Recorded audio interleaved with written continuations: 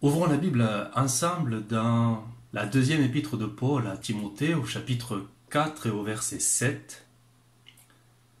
J'ai combattu le bon combat, j'ai achevé la course, j'ai gardé la foi.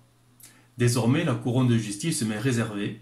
Le Seigneur, le juste juge, me la donnera dans ce jour-là, et non seulement à moi, mais encore à tous ceux qui auront aimé son avènement. J'ai combattu le bon combat. Une autre version, la Jérusalem, traduira « J'ai combattu jusqu'au bout le bon combat ». Nous le savons. Par expérience, la vie chrétienne est un combat. Un véritable combat, une lutte permanente. Nous l'avons appris et bien souvent à nos dépens. On croyait que, en s'approchant de Dieu, en l'invitant dans nos cœurs, dans nos vies, beaucoup ont cru que les choses allaient devenir plus faciles, peut-être, où Dieu arrangerait tout, aplanirait tout. Finalement, on s'est très vite aperçu que plus on voulait marcher avec Dieu, plus on voulait s'engager pour Dieu, plus on voulait faire pour le Seigneur, plus il y avait combat sur combat, épreuve sur épreuve, difficulté sur difficulté. C'est devenu de plus en plus dur. Beaucoup. L'évangile de Jean, au chapitre 16, verset 33, Jésus lui dira « Vous aurez des tribulations dans le monde, mais prenez courage, j'ai vaincu le monde. » Plus on veut plaire à Dieu, et plus ça devient difficile. Des combats, sans cesse. Le Seigneur nous a averti que ça ne serait jamais facile. Le Seigneur nous a averti qu'il y aurait des combats.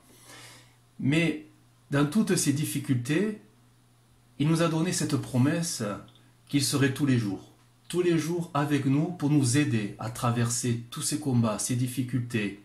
Il serait toujours là pour nous soutenir dans les moments les plus pénibles, les moments difficiles. Ce matin, je voudrais partager avec vous sur cette notion, la notion de combat dans la vie chrétienne. À la lumière de l'Écriture, on peut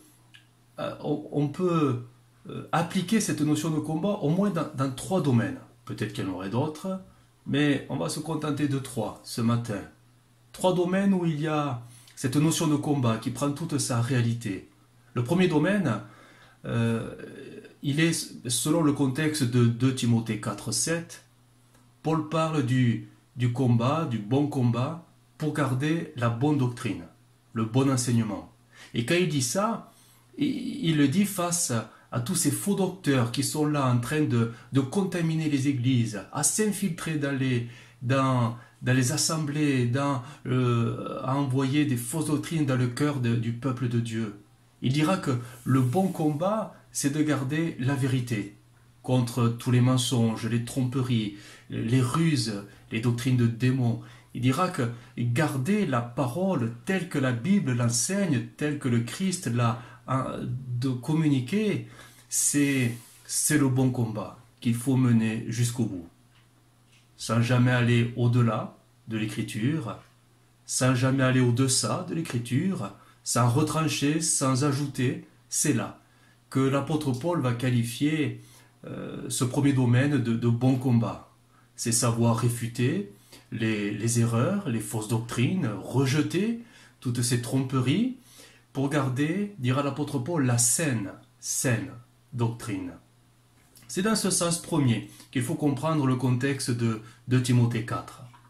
Le deuxième domaine dans lequel le chrétien aura un combat, le bon combat à mener, nous parle ou fait référence plutôt à tous ces efforts d'action d'évangélisation, que ce soit personnel ou que ce soit communautaire, l'Église, nous sommes appelés à gagner des âmes. Et ça, c'est un véritable combat. C'est la mission de l'Église, c'est la mission du peuple de Dieu, c'est la mission de chaque chrétien. Là où nous sommes, nous devons être des témoins, afin que, par la grâce du Seigneur et la puissance du Saint-Esprit, nous puissions tout simplement arracher des âmes de la perdition pour leur faire connaître la lumière de Jésus-Christ. C'est un véritable combat dans l'intercession, dans la prière, dans l'action, dans le témoignage. C'est là un deuxième combat, un deuxième domaine. Et enfin, le troisième domaine, qui nous fait référence à ce combat, ce bon combat que nous devons mener, il est plus intérieur. Je dirais que c'est ce bon combat, ce dur combat qu'il faut mener contre soi-même. Notre propre nature charnelle qui lutte, bien malgré nous, constamment contre l'action du Saint-Esprit à l'intérieur et contre la volonté de Dieu, qui, nous le savons, est bonne, agréable et parfaite. Dans 1 Pierre 2,11, « Bien-aimés, je vous exhorte comme étrangers et voyageurs sur la terre à vous abstenir des convoitises charnelles qui font la guerre à l'âme. » La parole de vie traduira « Ne suivez pas les désirs mauvais qui luttent contre vous. » Il y a dans nos cœurs une guerre permanente, plus ou moins intense selon les situations, mais une confrontation entre l'Esprit de Dieu qui habite nos cœurs et qui voudrait nous pousser dans la direction de Dieu, et notre chair qui a ses idées et qui a du mal, tout simplement, à se soumettre à la volonté de Dieu. Et ça crée une lutte intérieure, un combat. Ce matin, je voudrais développer cette notion du combat intérieur. Je voudrais y amener quelques, peut-être, explications à la lumière de l'Écriture, parce que ce combat, nous le menons tous, plus ou moins efficacement. Nous sommes tous confrontés à ce combat. Du moment que l'Esprit est en nous, du moment que nos cœurs ont été donnés à Jésus, ce combat a commencé. Et il se livrera jusqu'à la fin. Jusqu'à la fin. Nous sommes tous appelés à lutter contre notre chair. Tous appelés à lutter contre notre chair, mais surtout à la vaincre. Nous sommes appelés à vaincre notre chair. Notre chair qui se manifeste par des désirs, des convoitises. Nous sommes appelés à la crucifier, les termes sont très forts, à la faire mourir toutes ces œuvres de la chair qui sont en nous. Il y a quantité de versets qui nous parlent de cet aspect du combat. Je vais en citer quelques-uns, Colossiens 3,5. « Faites donc mourir ce qui est dans vos membres et terrestre. » La débauche, l'impureté, les passions, les mauvais désirs, etc. Romains 8,13. « Si vous vivez selon la chair, vous mourrez. Mais si par l'esprit vous faites mourir les actions du corps, vous vivrez. » Galates 5,24. « Ceux qui sont à Jésus-Christ ont crucifié la chair, avec ses passions et ses désirs. » Colossiens 2,11. « La circoncision de Christ consiste dans le dépouillement du corps de la chair. » Tous ces versets, et il y en aurait bien d'autres à citer, tous ces versets nous parlent d'une seule et même chose, le bon combat propre à chaque enfant de Dieu. Un combat permanent, plus ou moins intense, comme je disais, selon les circonstances et les situations que nous traversons. Un combat qui est comme un tiraillement intérieur entre ce que Dieu veut et ce que moi, je veux. Quand la Bible parle de la chair, c'est toujours accompagné de ces diverses manifestations. Je vais en citer quelques-unes. La chair avec ses passions, la chair avec ses désirs, la chair avec ses convoitises, la chair avec ses volontés. Mettre sa confiance dans la chair, vivre selon la chair, combattre selon la chair, les souillures de la chair. Et il y en aurait tellement d'autres expressions qui font référence à notre chair qui est là et qui lutte, bien malgré nous, contre l'Esprit de Dieu à nous. Éphésiens au chapitre 2, verset 3. « Nous tous aussi, nous étions de leur nombre, et nous vivions autrefois selon les convoitises de notre chair, accomplissant les volontés de la chair et de nos pensées, et nous étions par nature des enfants de colère, comme les autres. » Dans Romains 13, 14, « Revêtez-vous du Seigneur Jésus-Christ, et n'ayez point soin de la chair pour en satisfaire les convoitises. » Romains 8, 12, « Ainsi donc, frères, nous ne sommes point redevables à la chair pour vivre selon la chair. Si vous vivez selon la chair, vous mourrez. » La seule victoire possible contre la chair est dans une réelle mort à soi. La seule victoire possible contre notre chair est dans une réelle mort à soi. Savoir lutter contre nos désirs qui provoquent diverses tentations à nous. Le diable ne fait qu'exploiter cela, c'est pas lui qui provoque ça, c'est nos cœurs. Lutter contre les réactions, les diverses réactions parfois étonnantes de nos caractères dans certaines situations. Lutter contre nos envies, nos aspirations, nos convoitises. Lutter parfois contre nos pensées, nos raisonnements, nos idées fixes, nos faux raisonnements. Je voudrais être encore plus précis encore plus précis sur un aspect tout à fait particulier de ce combat contre la chair. Savoir mourir à notre volonté, notre propre volonté, pour vivre par l'esprit la volonté de Dieu. Notre propre volonté, elle n'est pas forcément mauvaise. Mais si c'est la nôtre, c'est pas celle de Dieu.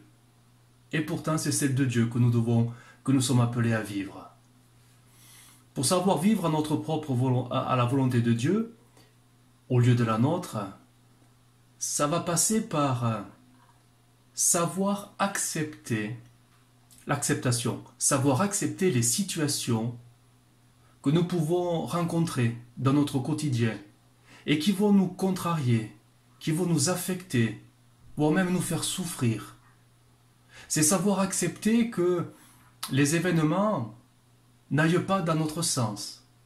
Ça va être de savoir accepter les choses qui ne tournent pas selon nos envies. Savoir accepter les contretemps. Savoir accepter les portes qui se ferment. Savoir accepter les échecs qui nous frustrent, nous déçoivent, nous attristent. Savoir accepter les choses qui capotent, qui échouent. Savoir accepter que nos projets s'écroulent, avortent.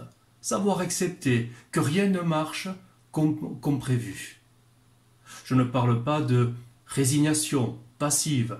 Je ne parle pas de toute forme d'abandon, comme baisser les bras devant les choses qui n'iront pas. Non, je parle d'apprendre à voir la main de Dieu dans notre quotidien et particulièrement dans les situations négatives que nous traversons. C'est très dur. Il n'y a rien de naturel. Accepter, savoir accepter, surtout quand nous avons prié, que nous avons porté peut-être nos projets, ce que nous désirions, tout ça, on l'a présenté à Dieu. Nos plans, nos projets, nos initiatives, on a tout présenté à Dieu et là d'un seul coup, tout s'écroule, ça ne marche pas, la porte qui se claque. C'est dur à accepter. Quand tout se ferme et que ne tourne pas, et que tout ne tourne pas comme on l'aurait désiré, et qu'en plus, Dieu dit rien, Dieu n'explique pas. Il y a dans l'Écriture des versets qui peuvent parfois provoquer plus de frustration que de bénédiction. Du genre, Proverbe 16, on connaît tous ces versets par cœur. 16,33, recommande à l'Éternel tes œuvres et tes projets réussiront. Vous croyez vraiment que tous nos projets vont réussir parce qu'on en a fait un sujet de prière? Psaume 37, verset 4, fais de l'Éternel tes délices et il te donnera ce que ton cœur désire. Vous croyez vraiment qu'on va recevoir tout ce que nos cœurs désirent? Psaume 1, verset 3. Il est comme un arbre planté près d'un courant d'eau, qui donne son fruit en sa saison, et dont le feuillage ne se flétrit point. Tout ce qu'il fait, lui, réussit. Vous avez toujours réussi? Sans jamais connaître d'échec? Tous ces versets promettent une forme de réussite, de bénédiction divine. Et pourtant, combien n'ont pas connu cette réussite dans leurs projets, dans leurs désirs? Oh, non pas parce que c'était des mauvais chrétiens, non pas parce qu'ils n'en ont pas fait des sujets de prière, mais parce que tout simplement, à un moment donné, Dieu a dit non. C'était pas la volonté de Dieu, c'était la nôtre. L'échec et la déception sont des choses qui sont parfois difficiles à accepter. Accepter que ça ne marche pas. Accepter parce que tout simplement, la volonté de Dieu doit être notre priorité. Savoir renoncer à nos projets, à nos plans, et surtout ne pas laisser notre chair, s'emballer encore un plus, jusqu'à finalement être en guerre contre Dieu et sa volonté. Apprendre à faire mourir notre chair. Job a appris ces choses-là. 23, verset 12. J'ai fait plier ma volonté aux paroles de sa bouche. J'ai fait plier ma volonté aux paroles de sa bouche. Il dira également au chapitre 1er, verset 21, je suis sorti nu du sein de ma mère, et nu je retournerai dans le sein de la terre. L'Éternel a donné, et l'Éternel a ôté, que le nom de l'Éternel soit béni. Mourir à sa volonté pour accepter celle de Dieu, c'est un combat difficile, très dur, pas du tout agréable, mais combien il est bénissant quand nous l'acceptons et que nous laissons le Saint-Esprit nous conduire dans les plans et les voies du Seigneur. Par définition, je pense qu'on veut tous faire la volonté de Dieu. On sait, je le disais précédemment, qu'elle est bonne, parfaite, agréable, et on dit tous amen à cela. Mais quand la volonté de Dieu commence à contrecarrer nos plans, nos activités, nos projets, nos désirs, voire nos ambitions, on oublie vite les amen. On oublie vite que sa volonté est pourtant encore bonne, parfaite et agréable. On a même l'impression que Dieu nous retire quelque chose, ou nous priverait de quelque chose, presque comme une punition. Parce que finalement, qu'est-ce qu'on va lui dire à ce moment-là? Pourquoi? Seigneur, pourquoi? Pourquoi ça ne marche pas? Pourquoi ça s'écroule? Pourquoi tu bénis pas? Pourquoi ça se ferme? Qu'est-ce que j'ai fait? Jusqu'à quand ça va se fermer? Accepter tout naturellement, simplement, que les choses n'aillent pas dans notre sens parce que c'est pas la volonté de Dieu, tout simplement. C'est pas facile pour notre chair. C'est pas naturel pour notre chair. Alors pourquoi? Pourquoi c'est si compliqué? Un des éléments, c'est pas le seul, mais un des éléments à cette question est bien souvent que nous avons réduit Dieu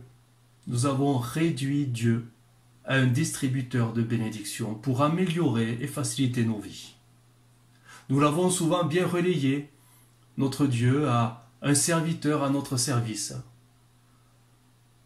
Nous avons vu en lui le moyen d'être bénis dans nos vies personnelles, dans nos vies familiales, dans nos vies professionnelles, dans nos projets. Frères et sœurs, je voudrais nous rappeler cette grande vérité que j'ai eu déjà l'occasion de mentionner il y a quelques semaines de cela. Dieu ne nous doit rien. Mais nous, en Christ, nous lui devons tout. Nous nous sommes engagés à vivre sa volonté. Et ceci tous les jours de notre vie. Donc, n'inversons pas la situation. Ce n'est pas Dieu qui doit bénir nos volontés, c'est nous qui devons comprendre et discerner quelle est la volonté de Dieu pour la vivre et l'accepter. Et ceci impliquera à notre chair qu'elle doit mourir. Elle doit mourir à sa propre volonté, pour laisser le Saint-Esprit nous conduire pleinement dans la volonté de Dieu. Même si cela doit passer, et je le répète, par des déceptions, des échecs, des contrariétés, des frustrations, peut-être même des pertes. De tout genre dans nos vies, perte d'un travail, perte affective, le deuil, perte de la santé, peut-être une guérison jamais obtenue, une bénédiction particulière jamais réalisée, un projet qui échoue, une porte qui se ferme. Évitons tous les pourquoi, vains, stériles. Dieu ne nous doit rien, même pas une explication. Il est au ciel et il fait ce qu'il veut. Nous avons besoin d'apprendre à fléchir les genoux pour accepter la volonté de Dieu. Gardons-nous de rentrer en guerre contre Dieu, parce que notre volonté serait heurtée par les plans de Dieu. Ou même de lui faire pression, une forme de chantage spirituel.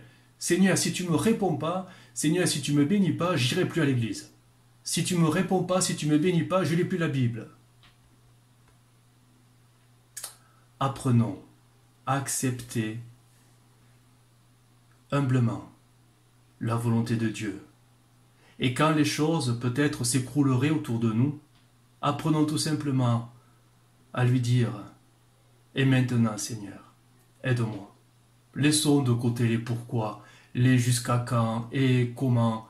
Laissons tout ça de côté et disons-lui simplement « Seigneur, maintenant, aide-moi. » Je voudrais voir quelques exemples dans l'Écriture où des hommes ont eu de bonnes attitudes. Pourtant, tout leur projet s'est écroulé. Mais ils ont su reconnaître la main de Dieu et ils ont su avoir la bonne attitude. Dans Acte 16, verset 9, dans la version Semeur, Paul eut une vision au cours de la nuit. Un Macédonien se tenait là devant lui et le suppliait « Viens en Macédoine et secours-nous » À la suite de cette vision de Paul, nous avons aussitôt cherché à nous rendre en Macédoine, car nous avions la certitude que Dieu lui-même nous appelait à y prêcher la bonne nouvelle. Nous nous embarquâmes à Troas et nous avons mis directement le cap sur l'île de Samatros.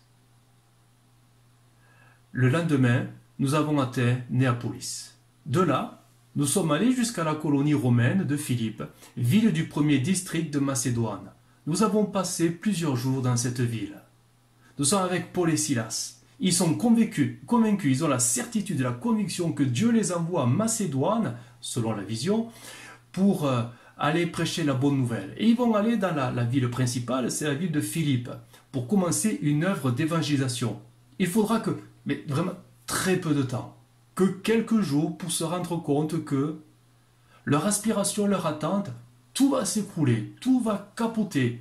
Il suffira que l'apôtre Paul chasse un démon à la pythonesse, la servante, pour que toute la foule de la ville se soulève contre eux, et les voilà qui sont jetés en prison.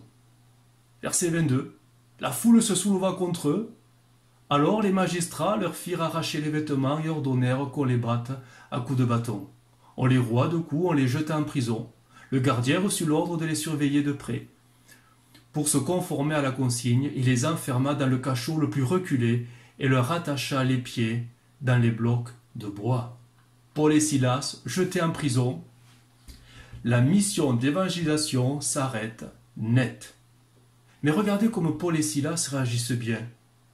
Pourtant, il y a dans leur cœur l'incompréhension, peut-être même de la frustration, l'échec il est flagrant, la vision pourtant elle était claire, mais rien ne marche comme prévu.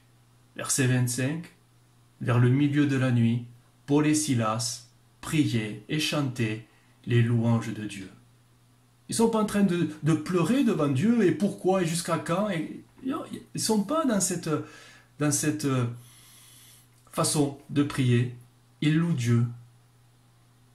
On ne les trouve pas prostrés, multipliant des vaines paroles. Ils acceptent la situation et louent quand même le Seigneur.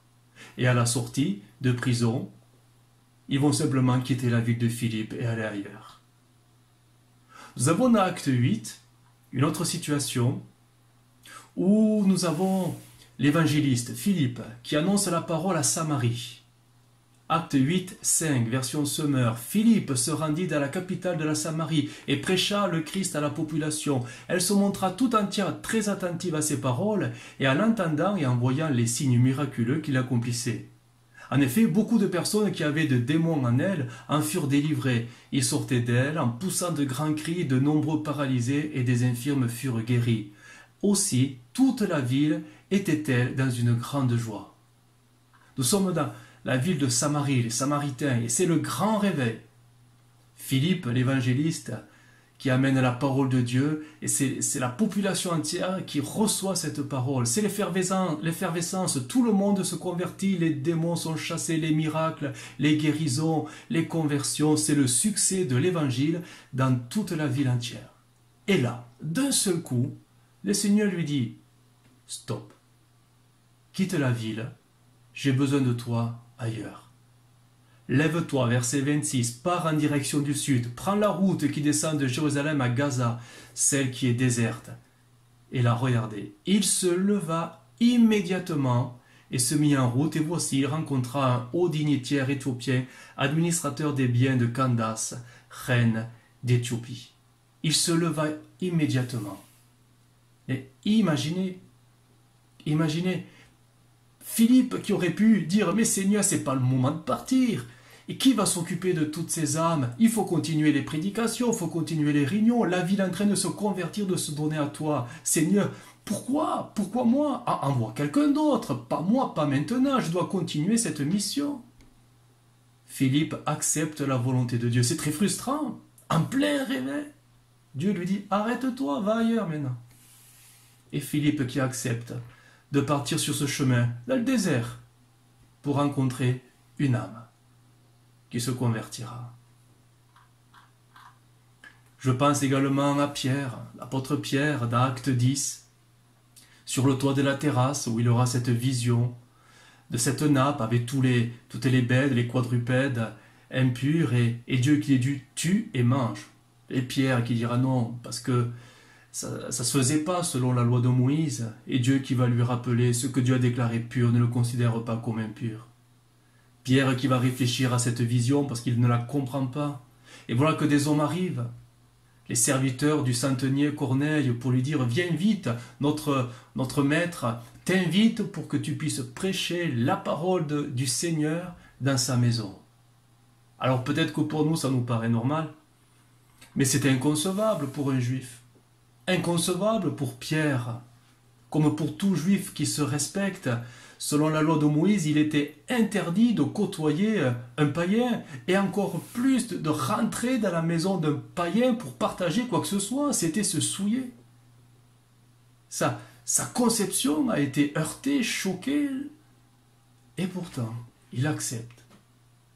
Il accepte cela comme tout simplement venant de Dieu, malgré toutes ces réticences, on va dire, religieuses, mosaïques, inculqué depuis certainement son enfance, il acceptera de rentrer dans la maison de Corneille et au travers de cette situation qui, culturellement parlant, le choquait, prêchera la parole et il y aura une œuvre de salut qui se commencera dans cette maison. Je pense à Jonas.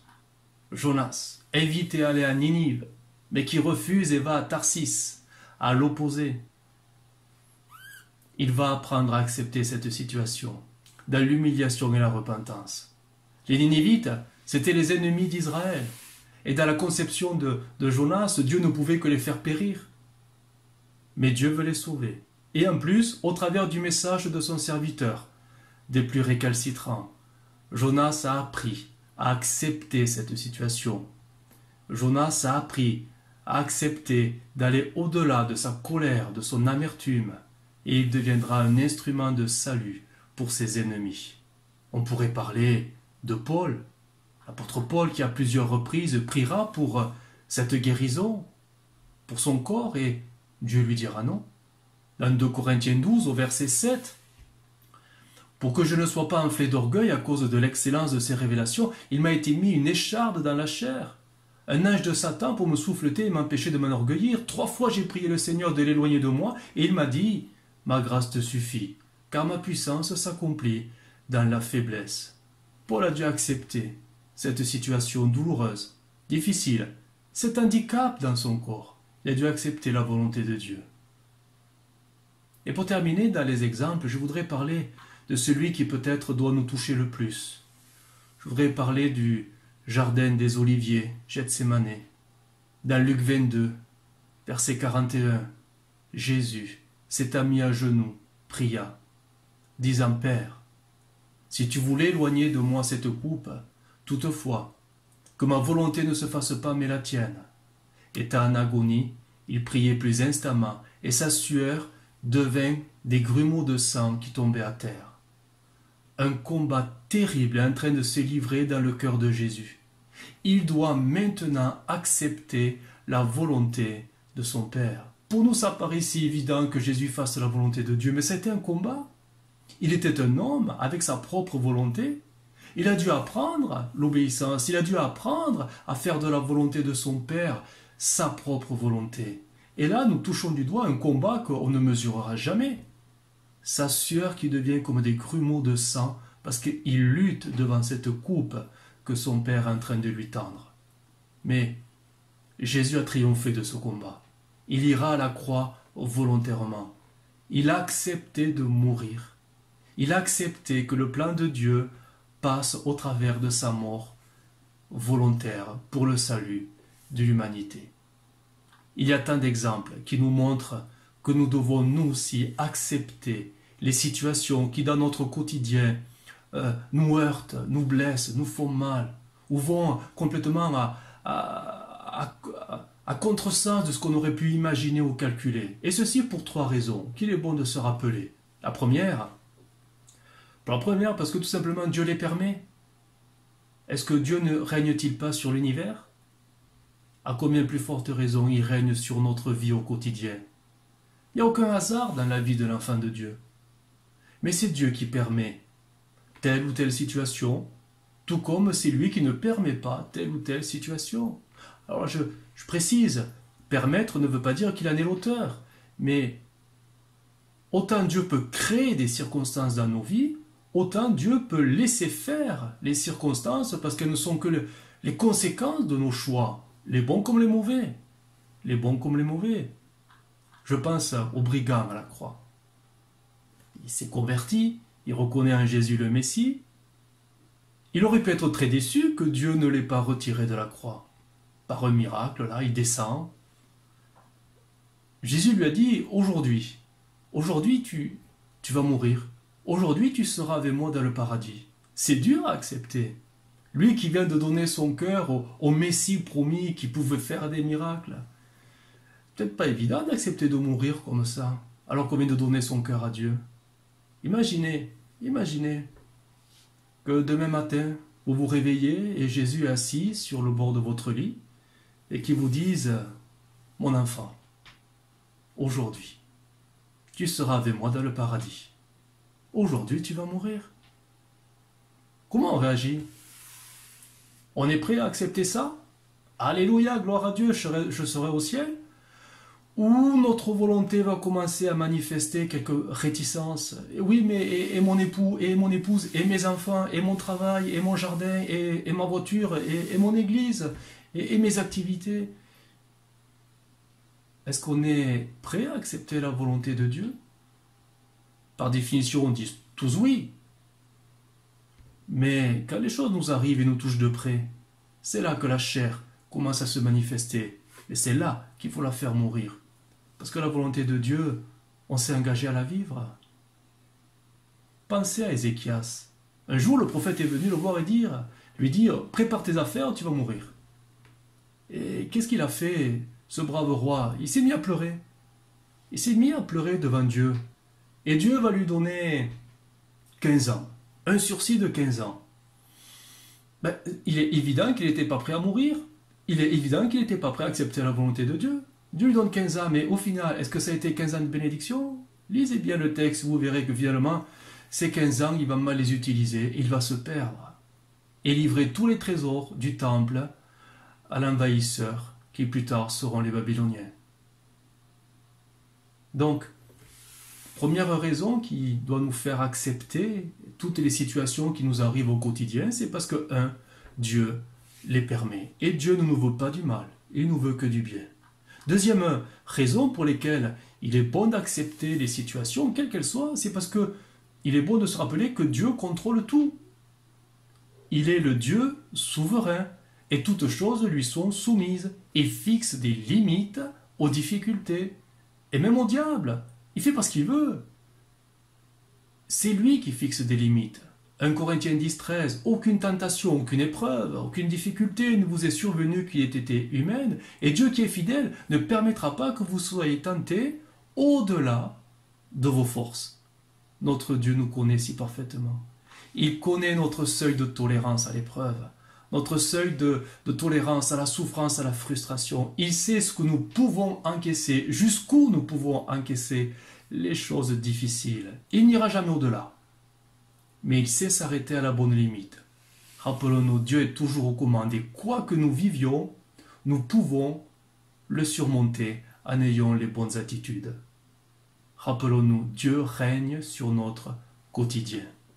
Et troisièmement, il est bon de se rappeler que Dieu est celui qui se servira de toutes nos situations difficiles pour nous transformer. Il sait faire d'une mauvaise situation une bénédiction heureuse. Il sait se servir de nos échecs, de nos contrariétés, de nos déceptions pour nous façonner. C'est l'école de Dieu. Romains 8, 28, nous savons du reste que toute chose concourt au bien de ceux qui aiment Dieu et de ceux qui sont appelés selon son dessein. Car ceux qu'il a connus d'avance, ils ont aussi prédestiné à être semblables à l'image de son Fils. Considérons tous les progrès que nous avons pu faire dans notre marche avec le Seigneur. Ne sont-ils pas les résultats d'un moment difficile? Ne sont-ils pas le résultat d'une épreuve traversée? Ne sont-ils pas tout simplement le produit, le fruit d'une situation que nous avons appris à traverser avec Dieu? Mais on a appris à l'accepter. Le Seigneur veut nous transformer de l'intérieur et ceci se produira dans les moments les plus difficiles que nous connaîtrons pendant notre marche. La marche avec Dieu est vraiment un combat difficile. Et cette marche ne peut être qu'efficace que si chacun de nous, nous portons notre croix. Porter notre croix, c'est être prêt à mourir à tout ce que nous allons vivre. Apprendre à mourir à notre chair. Et si nous ne sommes pas prêts à cela, alors nous allons tourner en rond. Nous allons stagner, nous allons nous figer, nous allons nous épuiser, nous fatiguer. Parce que l'Esprit ne pourra pas produire l'œuvre de Dieu à nous. Je voudrais vous rappeler quelques vérités au travers de l'Écriture. Galates 5,16 « Marchez selon l'Esprit, et vous n'accomplirez pas les désirs de la chair. Car la chair a des désirs contraires à ceux de l'Esprit, et l'Esprit en a de contraires à ceux de la chair. Ils sont opposés entre eux, afin que vous ne fassiez point ce que vous voudriez. » Afin que vous ne fassiez point ce que vous voudriez. Romains 8,5 « Ceux en effet qui vivent selon la chair s'affectionnent aux choses de la chair, tandis que ceux qui vivent selon les chairs s'affectionnent aux choses de l'Esprit. Et l'affection de la chair, c'est la mort, tandis que l'affection de l'Esprit, c'est la vie et la paix. Car l'affection de la chair est inimitié contre Dieu, parce qu'elle ne se soumet pas à la loi de Dieu et qu'elle ne le peut même pas. Or, ceux qui vivent selon la chair ne sauraient plaire à Dieu. Ceux qui vivent selon la chair ne sauraient plaire à Dieu. Parce que la chair ne peut pas se soumettre à la volonté de Dieu. Alors comprenons bien cette vérité qui est rude et difficile. Personne ne peut plaire à Dieu en marchant selon sa propre volonté. Notre volonté doit mourir. Au gré des situations, des événements que Dieu permettra, nous allons apprendre à faire mourir notre propre volonté.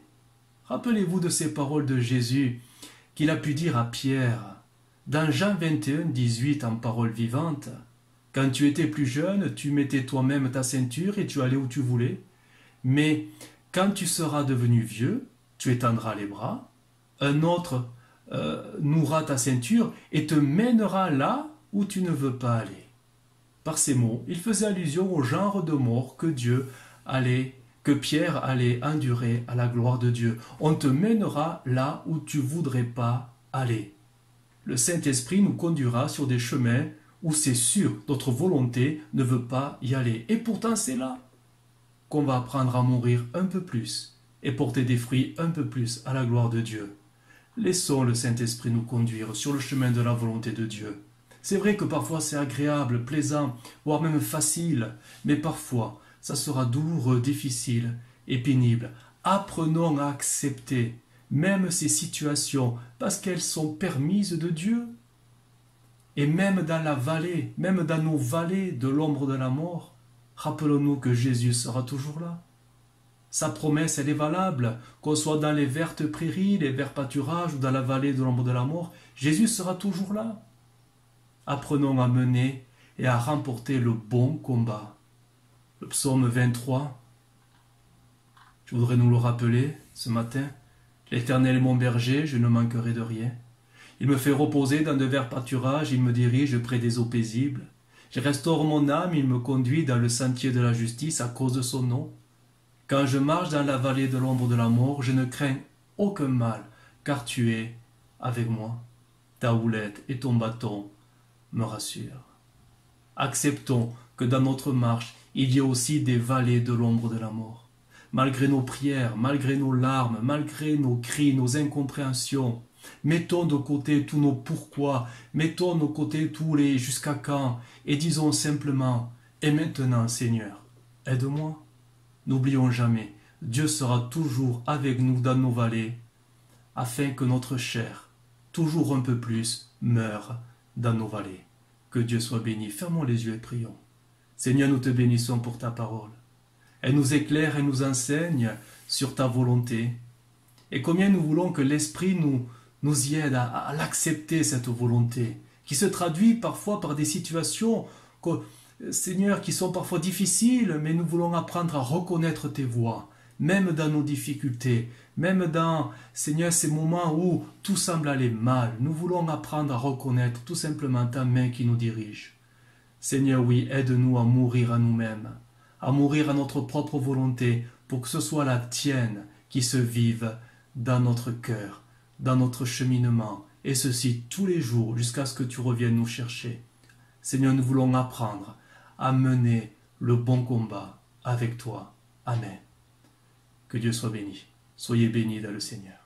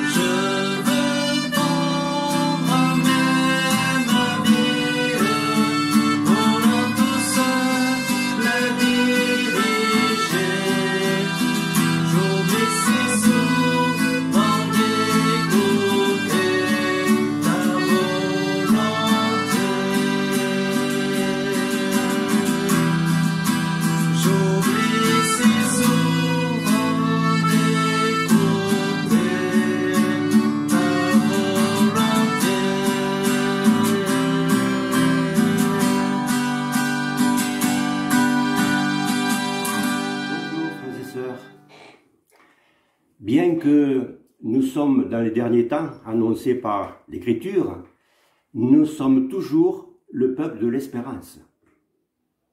Paul aux Romains, car nous sommes sauvés, mais c'est en espérance. Je voudrais lire avec vous Romains chapitre 8, verset 24. Car nous sommes sauvés, mais c'est en espérance. Or, voir ce que l'on espère, ce n'est plus espérer. Qui en effet continue à espérer ce qu'il voit. Mais si nous ne voyons pas ce que nous espérons, nous l'attendons avec espérance. Dieu est la source de l'espérance chrétienne. Jésus est la raison d'espérer de chaque croyant. Espérer, c'est avancer à contre-courant dans le monde actuel. Foi et espérance nous garantissent un avenir glorieux. Colossiens chapitre 1er verset 27, Christ en vous garantit votre espérance à venir. Mais qui dit espérance dit attente. Espérer s'oppose donc à posséder, à voir.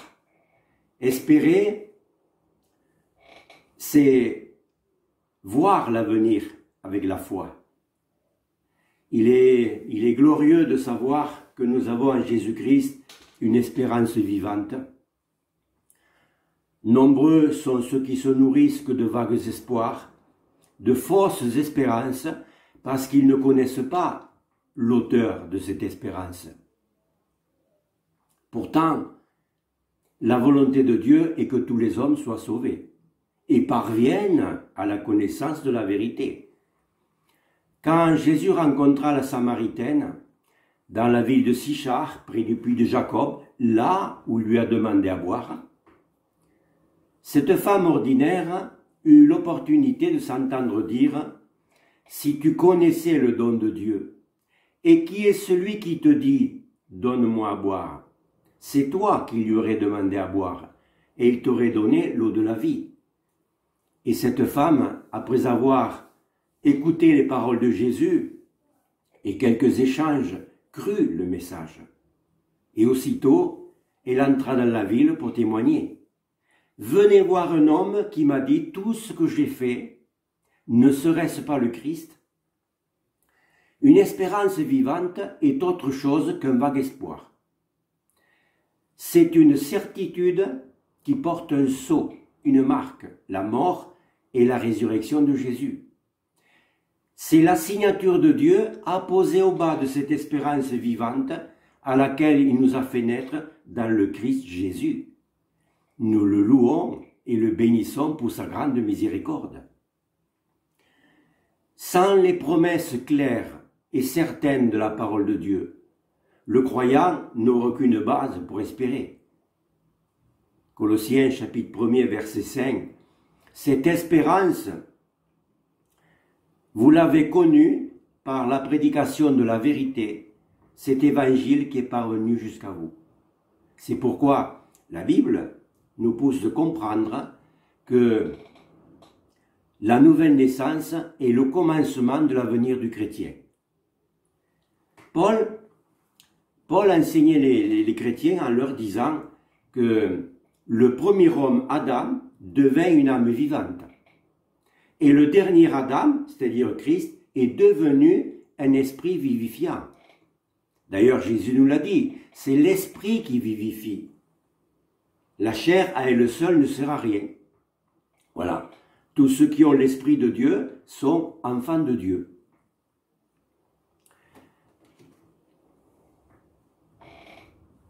Et pour illustrer cette vérité, Paul ajouta, de même que nous avons porté l'image du terrestre, nous porterons aussi l'image du céleste. Tout ça pour dire, et c'est important de le souligner, que si nous pouvions être conscients que nous avons une espérance et que c'est vers sa pleine réalisation que nous nous dirigeons, la mort et le deuil, l'angoisse et la peur, les questions et les recherches, les soucis et les fardeaux, tout cela n'est, pour nous qui croyons en Jésus, que l'étape qui précède l'arrivée au but final, à savoir le Seigneur lui-même, son royaume et tout ce qu'il nous a acquis. L'auteur aux Hébreux affirme « Cette espérance, nous la possédons comme une encre de l'âme sûre et solide. » Hébreux 6, 19. Paul avait raison d'écrire aux Romains « Cette espérance ne trompe pas. Réjouissez-vous en espérance. » Alors, nous qui avançons par la foi, croyons de tout notre cœur que le Dieu de l'espérance nous donne cette joie et cette paix par notre confiance en lui. Par notre confiance en lui, parce que nous savons que sans la foi, personne ne peut plaire à Dieu. Alors que Dieu bénisse votre journée. À plus.